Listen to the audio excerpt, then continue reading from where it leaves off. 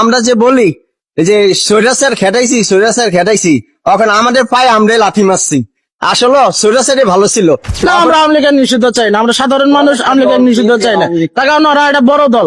বাংলাদেশ জন্ম হওয়ার পরে আওয়ামী লীগের একটা ভূমিকা আছে, শেখ মুজিবের ভূমিকা ছিল। শেখ মুজিব না থাকলে এই বাংলাদেশ জন্ম হতো না। আমি আন্দাজে আওয়ামী লীগের নিষিদ্ধ কিভাবে বলবো? আসলে মেইন কথা হচ্ছে আওয়ামী লীগ নিষিদ্ধ করলে খালি নিষিদ্ধ করা যায় না, কেননা এই দেশে বিএনপি আওয়ামী লীগ মূল দল হয়েছে দুইটা দল। বঙ্গবন্ধু দেশ স্বাধীন না করলে, জিয়া রহমান যদি দেশ স্বাধীন না করতো, তাহলে এই দেশ আমরা কখনো দেখতে পারলাম না। যারা নিষিদ্ধ চায় এটা তো কথা বলবে গেলে মনে করেন নইলে বড় হয়ে যাবে। নতুন মাঙ্গ বাল জল হইলে ফুরফুরি অগরও দশা হয়েছে এটা। এই যে দেন বাংলাদেশের অবস্থা দেন, এই যে 8-9 মাসের অবস্থা দেন, কোন জায়গা দেশ কোন জায়গায় গেছে। আমরা বর্তমান সাধারণ মানুষ চলে বেড়াচ্ছি না, কাম কাজ নাই, কোনো দিক দিয়ে বিনিয়োগ নাই। 100 টাকার গেঞ্জি কিনা লাগে 300 টাকা। 7% জায়গা ভেট, 7% জায়গা 15% বাড়াইছে। তারপরে আবার এই যে সয়াবিন তেলের দাম বাড়া বানাইছে, কারেন্টের দাম বাড়া বানাইছে, গ্যাসের দাম বাড়া বানাইছে। তাহলে ওর কি দোষ আছে?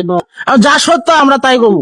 আমরা গেলে বাংলাদেশের নাগরিক, আমরা গেলে ভাইসি আসেনি এই দেশে যে মানুষ এখানে ভয় দেয়, একজনে ভয় দেওয়া হবে আর ভয়ে আমার চলা লাগবো। আমরা সব দিকে শান্তিতে ছিলাম, কোন জিনিসটা আমাদের শান্তিতে ছিলাম না? দেন আগে এত চুরি ছিল না, লুটপাট ছিল না, চাঁদাবাজি ছিল না, রাজধানী ছিল আপনার নিয়ন্ত্রণ ছিল। আগে প্রত্যেকটা মানুষের, বাংলাদেশের প্রত্যেকটা মানুষের একটা ইনকামের সোর্স ছিল, নিরাপত্তা ছিল, যানবাহনের নিরাপত্তা ছিল, সব দিকে এটাই ছিল। কিন্তু এখন তো ওই জিনিসটা নাই। বর্তমান তো লুটপাটের দেশ হয়ে গেছে, চাঁদাবাজির দেশ হয়ে গেছে।